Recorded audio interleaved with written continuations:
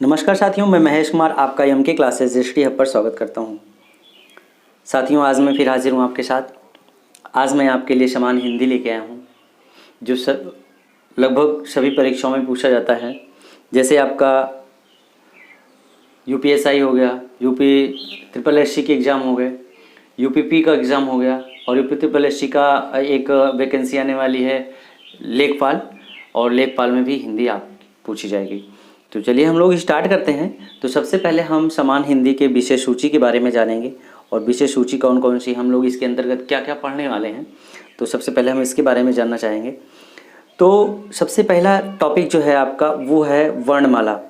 पहला टॉपिक क्या है आपका? वर्णमाला। और दूसरा टॉपिक है आपका वर्तनी। फिर उसके बाद हम लोग समास पढ़ेंगे, बहुत अच्छे तरीके से, ट्रिकी तरीके से पढ़ेंगे।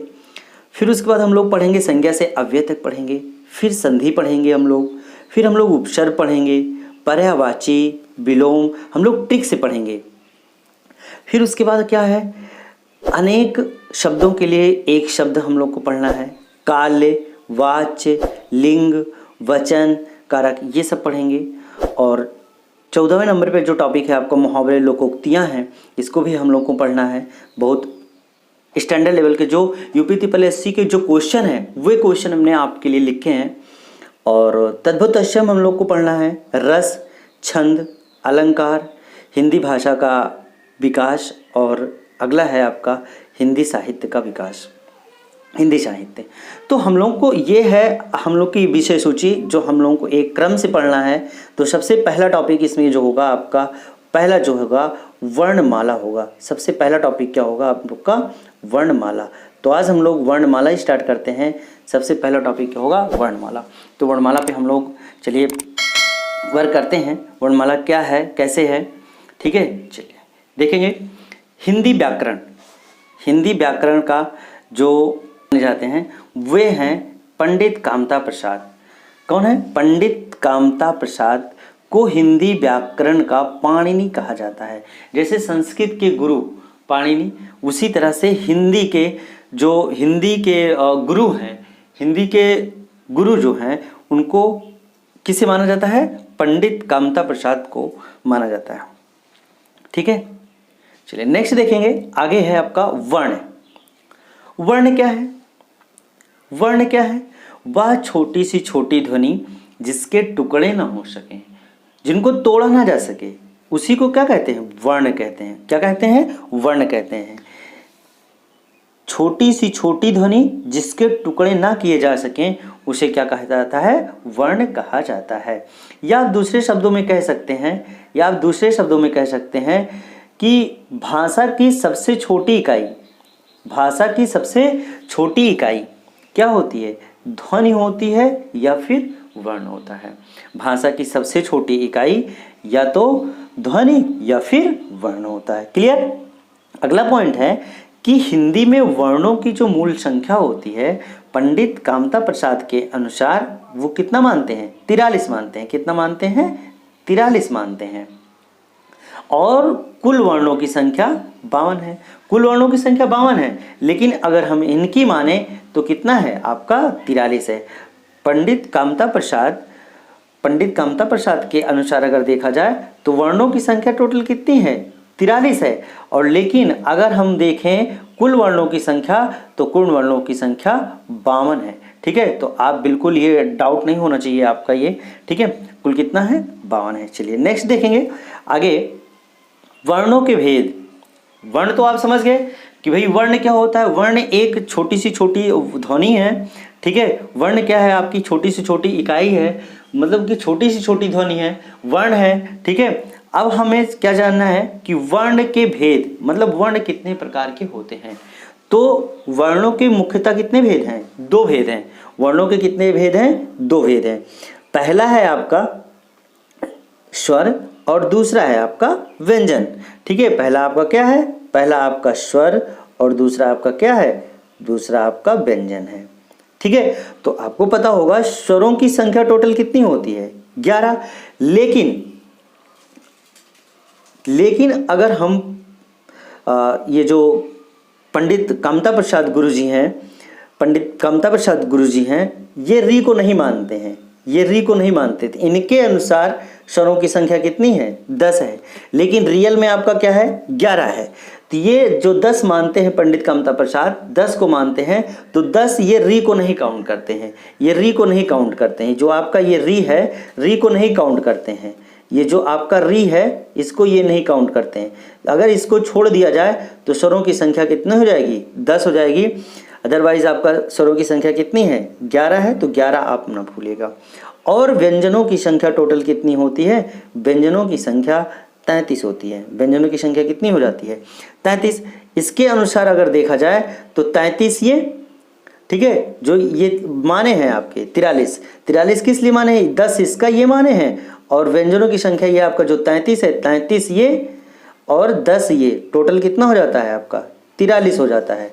तो 43 ये माने हैं, लेकिन नहीं, आपको हम आगे बताने वाले हैं कि 52 43 तो आपका ये क्लियर हो गया।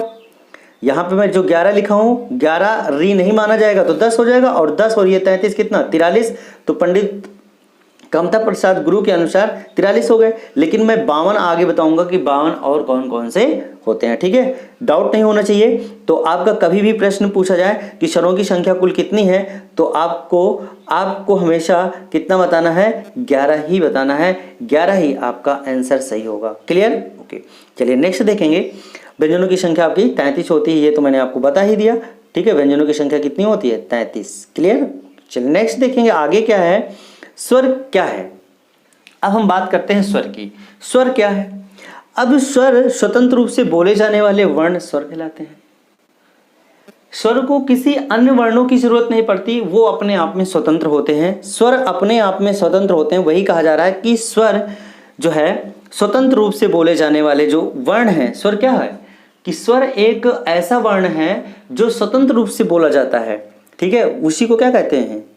वह वर्ण क्या होता है? स्वर कहलाता है।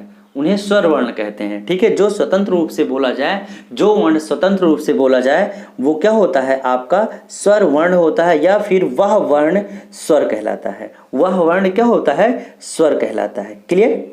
चलिए आगे देखेंगे। स्वर के मुख्यतः भेद, ठीक है। स्वर के मुख्यतः भेद कितने हैं? 3। स्वर के कितने भेद हैं? 3 भेद हैं। कौन कौन से? एक तो होता है, देखो 3 क्या, कहीं कहीं पे आपको 4 मिलेगा। 4 कौन कौन सा होता है? एक होता है संयुक्त, ठीक है, संयुक्त स्वर होता है, ठीक है। संयुक्त स्वर भी अभी हम आपको ऐसे ही बता देंगे, ठीक है। तो यहाँ पे हम 3 पढ़ेंगे।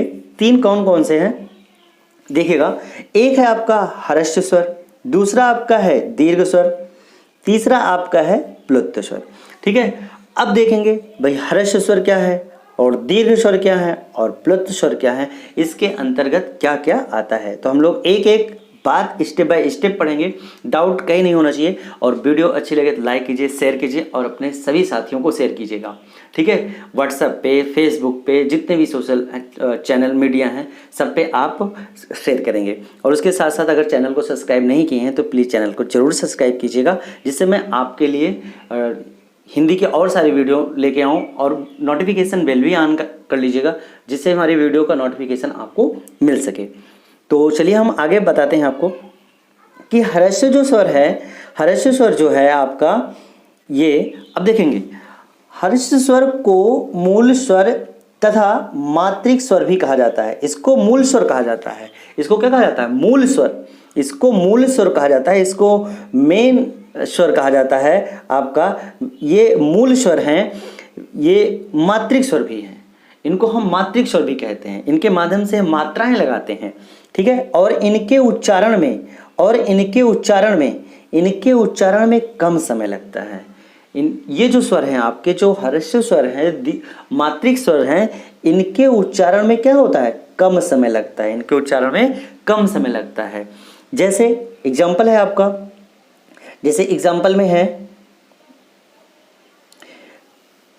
आ, ई, उ, री।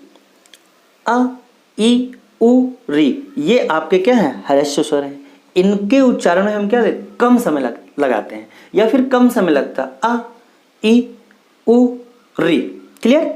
चलिए ये कितने होते हैं आपके? ये 4 हैं। कितने हैं? 4। ओके, चलिए नोट करते रहिएगा कि 4 हैं, ठीक है। चलिए नेक्स्ट देखेंगे। अगला है आपका सेकंड है दूसरा जो है वो है दीर्घ स्वर। इनके उच्चारण में ह्रस्व स्वर की अपेक्षा दुगना समय लगता है। वहां पे क्या लगता था, जो भी समय लगता था वहां पे ह्रस्व स्वर के लिए, लेकिन यहाँ पे उससे क्या लगेगा, 2 गुना समय लगेगा। कितना समय लगेगा, 2 गुना समय लगेगा। यहाँ पे उससे कितना समय लगेगा, 2 गुना समय लगेगा, 2 गुना समय लगेगा। अब यहाँ पे देखो, या फिर आप कह सकते हो अर्थात ये 2 मात्राएं लगती हैं। यहाँ पे कितनी मात्राएं लगती हैं, 2। वो तो है मात्रिक है, लेकिन यहाँ पे कितनी मात्राएं लगती हैं, 2 मात्रिक लगती हैं। ठीक है, चलिए अब देखेंगे, यहाँ पे ध्यान समझेंगे, इसका एग्जाम्पल समझेंगे। जैसे एग्जाम्पल है इसका, आ, ई, उ, ए, ओ, औ। तो कहीं ना कहीं अब देखिए, जैसे हम आ पढ़ें, देखिए आ, ई, देखो इसको ई पढ़ने में, देखिए ई पढ़ने में जो छोटी ई है आपका, ई पढ़ने में कितना टाइम लग रहा है, ई, ठीक है। छोटा ऊ पढ़ेंगे कैसे, ऊ, और इसको क्या पढ़ेंगे, ऊ। तो कहीं ना कहीं आपको क्या लग रहा है, दुगना टाइम लग रहा है। जैसे ए दोनों में उतना ही टाइम लग रहा है। ओ, औ, देखो री पढ़ेंगे तो री।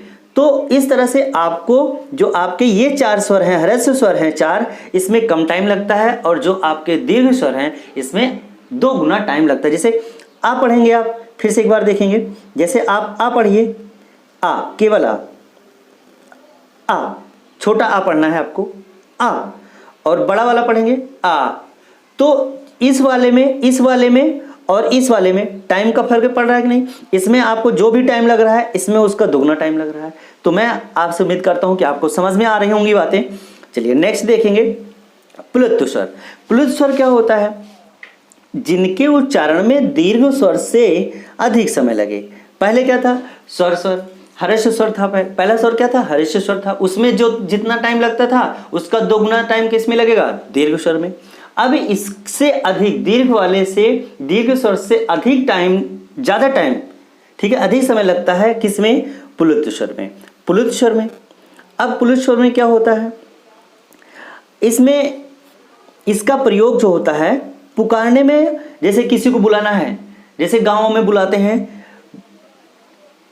भाई, बहुत तेज से आवाज निकाल के बुलाते हैं और कुछ देर तक उसका क्या रहता है, उसी आवाज को खींचते रहते हैं। ठीक है, जैसे किसी को बुलाना होता है, जैसे कि या फिर संवाद वगैरह में इसका यूज करते हैं। जैसे मान लो किसी को बुलाना हुआ, राम, इस तरह से बुलाते हैं ना, कि भाई इस तरह से बुलाएंगे उनको, कैसे, जैसे फिर से मैं एक बार बताता हूँ, जैसे राम, तो क्या हो रहा है कि बीच की जो वर्ण है, बीच में जो वर्ण है उनको खींचा जा रहा है। ठीक है, जैसे ओम, ठीक है, तो क्या हो रहा है कि इसको टाइम लग रहा है। जो दीर्घ स्वर हैं उनसे इसमें क्या हो रहा है, कुछ ज्यादा अधिक टाइम लग रहा है। तो इस तरह से जो प्लुत स्वर होते हैं उसमें क्या होता है, उसमें ज्यादा टाइम लगता है। और इनका प्रयोग कहाँ किया जाता है, इनका प्रयोग पुकारने में, और या फिर नाटक संवादों में किया जाता है। जैसे कहते हैं महाराजा पधार रहे हैं, तो इस तरह से इसमें क्या होता है, यहाँ पे प्लुत स्वर का प्रयोग होता है। चलिए क्लियर, अब मैं उम्मीद करता हूँ कि आपको समझ में आया होगा। ये आपका हो गया प्लुत स्वर। ठीक है, ये अब इसी में मैं आपको बता रहा हूँ कि एक पॉइंट मैंने नहीं बताया आपको, जो संयुक्त स्वर की बात कर रहा हूँ। संयुक्त स्वर, तो संयुक्त स्वर जो होते हैं आपके, जैसे ई हो गया, ठीक है यही बात, कोई अलग से नहीं है। संयुक्त तो कहने का मतलब मैंने आपको बता दिया, जैसे ई हो गया, ऊ हो गया, ठीक है, ओ, ए हो गया, ओ हो गया, और ए, ये आपके क्या है, प्लुत स्वर हैं। तो ये चीज आपको दीर्घ में ही पढ़ने को मिल गया। इसको संयुक्त स्वर कहते हैं, जैसे आ के साथ ई मिल जाएगा तो बड़ी ही हो जाएगा। ठीक है, आ के साथ या बड़ा आ के साथ ऊ मिल जाएगा तो बड़ा ऊ हो जाएगा, आ के साथ ओ मिल जाएगा तो औ हो जाएगा, या फिर बड़ा आ के साथ जो है या छोटा आ के साथ ए हो जाएगा तो ऐ हो जाएगा। तो ये संयुक्त स्वर है, इसका कोई बहुत बड़ा इशू नहीं है। तो बस केवल हम लोग कितने स्वर जानेंगे, आप ह्रस्व स्वर, ठीक है, ह्रस्व स्वर और दीर्घ स्वर, ठीक है, ह्रस्व स्वर समझेंगे, दीर्घ स्वर और प्लुत स्वर आप समझेंगे। ठीक है, प्लुत स्वर समझेंगे। ठीक है, एक सेकेंड, यहाँ पे ये प्लुत स्वर। ओके, चलिए, तो आपको स्वर के भेद समझ में आए। स्वर कितने प्रकार के होते हैं? स्वर 3 प्रकार के होते हैं। कौन कौन से? हर्ष स्वर, दीर्घ स्वर और प्लुत स्वर। क्लियर? ओके, और थोड़ी बहुत कहीं पे त्रुटि हो तो क्षमा कीजिएगा आप। चलिए आगे देखेंगे। नेक्स्ट है आपका व्यंजन। व्यंजन क्या है? स्वरों की सहायता से बोले जाने वाले वर्ण व्यंजन कहलाते हैं। अभी तक क्या था? वर्ण, स्वर एक है, वर्ण एक, व्यंजन है। ठीक है, दो चीजें हैं। वर्ण जो है दो टाइप का होता है, एक स्वर होता है, एक व्यंजन होता है। तो स्वर की 3 कंडीशन हो गई, 3 भेद हो गए उसके। कौन कौन से? हर्ष स्वर, दीर्घ स्वर और प्लुत स्वर। अब यहाँ पे हम बात कर रहे हैं व्यंजन की। अब व्यंजन क्या होगा यहाँ पे? व्यंजन किसे कहते हैं? स्वरों की सहायता से बोले जाने वाले। वहां पे देखो स्वर क्या था? स्वर जो है, स्वर जो था, स्वर वर्ण जो था वो स्वतंत्र था, लेकिन यहाँ पे व्यंजन स्वरों की मदद से बोला जा रहा है। यहाँ पे व्यंजन की जो व्यंजन का हम उच्चारण कर रहे हैं, व्यंजन वर्ण का जो उच्चारण मैं कर रहा हूं, उसमें हम क्या कर रहे हैं? स्वरों की मदद से कर रहा हूं। ठीक है, तो अब जैसे यहाँ पे मैं इसकी परिभाषित करता हूं। स्वरों की सहायता से बोले जाने वाले वर्ण व्यंजन कहलाते हैं। और इनकी संख्या कितनी होती है? 33। अभी मैं वहां पे भी बताया था। ठीक है, और कितनी होती है? 33। और द्विगुण व्यंजन को लेकर टोटल कितना माना गया है? 35। ठीक है, होता कितना है? 33। लेकिन अगर हम द्विगुण व्यंजन की अगर मैं बात करूं, इसको लेके काउंट करूं, तो आपका कितना हो जाएगा? 35 हो जाएगा। अब देखो वे द्विगुण व्यंजन कौन कौन से हैं? ये आपका है, इसका प्रयोग पढ़ाई में किया जाता है। जैसे इसका जो प्रयोग है पढ़ाई में किया जाता है, ये पढ़ाई लिखते समय। और इसका प्रयोग जो होता है, इसका प्रयोग हम सड़क जब लिखते हैं, सड़क वाले में किया जाता है। और कहीं इसका उस तरह से उच्चारण नहीं होता है, ना हम इसको वर्णमाला में शामिल करते हैं। ये आपका क्या है? द्विगुण व्यंजन है। क्लियर? अगर हम इसको काउंट करें तो 35 मानेंगे, और अगर इसको हटा दें, इसको हटा दिया जाए तो फिर कितना माना जाएगा? 33 माना जाएगा। क्लियर? चलिए आगे देखेंगे। व्यंजनों को 2 आधारों पर वर्गीकृत किया गया है। और वहां पे क्या था? 3 पे, और यहाँ पे कितना है? 2 पे। 2 व्यंजनों को 2 आधारों पर वर्गीकृत किया गया है। एक तो होता है आपका उच्चारण स्थान, और एक होता है प्रयत्न स्थान। और भी बहुत सारी हैं वायु के आधार पर, तो वो बहुत ज़्यादा इंपॉर्टेंट नहीं है। जो यहाँ पे इंपॉर्टेंट है मैं आपको वो चीज़ें बता रहा हूँ। ठीक है, उस पर हम स्लाइड बनाए हैं। ठीक है, तो ये आपके लिए इम्पॉर्टेंट है। और बहुत सारी वर्ण में बहुत सारी कुछ ऐसी बातें हैं जो कभी पूछा नहीं जाता है, तो जो एग्जाम में पूछे जाने वाले हैं वो आपको, ये 11 वगैरह पूछा गया क्वेश्चन। ठीक है, और मैं इसके बाद आपको क्वेश्चन कराऊंगा। ठीक है, कम से कम 25 या 30 से वर्णमाला से क्वेश्चन होगा, क्योंकि वर्णमाला इसमें पूरा मैं लेके आया हूँ, जितना पूरा बनता है। और उसके बाद मैं आपको इस पे क्वेश्चन कराऊंगा, वर्णमाला टेस्ट कराऊंगा, या फिर आपको प्रैक्टिस करवा दूंगा। टेस्ट क्या, प्रैक्टिस करवा दूंगा। ठीक है, चलिए आगे देखेंगे। उच्चारण, पहला क्या है आपका? उच्चारण। फर्स्ट क्या है आपका? उच्चारण, सॉरी आपका उच्चारण है। क्लियर? और दूसरा क्या है? प्रयत्न स्थान। अब देखेंगे उच्चारण स्थान से हम संबंधित बातें समझेंगे। ओके, देखिएगा सबसे पहले क्या है आपका? कंठ है। कंठ से क्या क्या बोला जाता है आपका? आ क ख ग घ ङ, ये क्या है आपके? कंठ हैं। ठीक है, तालु से और हा, तालु से क्या? ई च छ ज झ य। ठीक है, य और श, ये तालव्य है। मूर्धा क्या है? री ट ठ ड ढ अण र श, ये क्या है? मूर्धन। दंत से क्या क्या बोले जाते हैं आपके? दंत से क्या क्या बोला? त थ द ध न ल श, ये क्या है? दंत से। आप इनका उच्चारण करोगे तो लगेगा कि आपको मैं दांत से बोल रहा हूं। ठीक है, चलिए अब देखिए होस्ट से बोलने वाले, मतलब होठों से कैसे बोला जाता है? से उ उ प फ ब भ म। ठीक है, ये क्या है आपके? ओष्ठ से। ठीक है, ओष्ठ से बोले जाने वाले हैं। ठीक है, नासिक से, मतलब नाक से, जो कुछ ऐसा लगता है कि जैसे नाक से ये निकल रहे हैं। अन लग रहा है, इंग ञ अण न म, ये कैसे लग रहा है? ऐसे लग रहा है कि मैं नाक से इनका उच्चारण हो रहा है, मतलब कुछ नाक पे जोर पड़ रहा है ना, नाक से निकल रहा है। कंठ तालु, मतलब कंठ और तालु। कंठ मतलब गले से, ठीक है, और तालु मतलब कि जीवा के ऊपर से, ए ऐ, ठीक है, तो ये कंठ तालु हो गए आपके। ओष्ठ का कंठोष्ठ, ओ औ, ये आपका क्या हो गया, कंठोष्ठ। तो इस तरह से आपके ये क्या हो गए, आपका ये हो गया व्यंजन, और कैसा, उच्चारण के स्थान से, उच्चारण स्थान के अकॉर्डिंग आपके ये कितने हो गए, व्यंजन हो गए। अब आगे देखें, मतलब कि ठीक है, चलिए आगे देखेंगे। अब इसमें आपका अगला है, यहाँ पे देखेंगे, यहाँ पे आपको मैं पूरा कंबाइंड उच्चारण के उच्चारण स्थान से जो व्यंजन है इनको मैं पूरा यहाँ पे बताया हूँ। यहाँ पे ध्यान देंगे, यहाँ पे जो व्यंजन है आपके, ध्यान समझना, जैसे आपके मन में चल रहा हो कि यहाँ पे आपने स्वर को भी बता दिया और व्यंजन को भी बता दिया, तो आप केवल स्वर वाले को देखिएगा। जो आपका यहाँ पे आ है ये आपका स्वर है, यहाँ पे आप व्यंजन को ही देखिएगा। यहाँ पे जो आपके ये हैं, यहाँ पे मैं स्वर भी लिख दिया हूँ, तो ये स्वर भी जो है कंठ से बोला जाता है। बाकी आप वर्ण अपना समझिए, यहाँ पे व्यंजन को समझिए, ये जो वर्ण है आपके व्यंजन है, ठीक है, और ये जो दोनों है यहाँ पे और री है, ठीक है, ये सब आप, और यहाँ पे ये आपके स्वर हैं, लेकिन इनके भी स्थान में आपको साथ में ही बता दे रहा हूँ, ठीक है।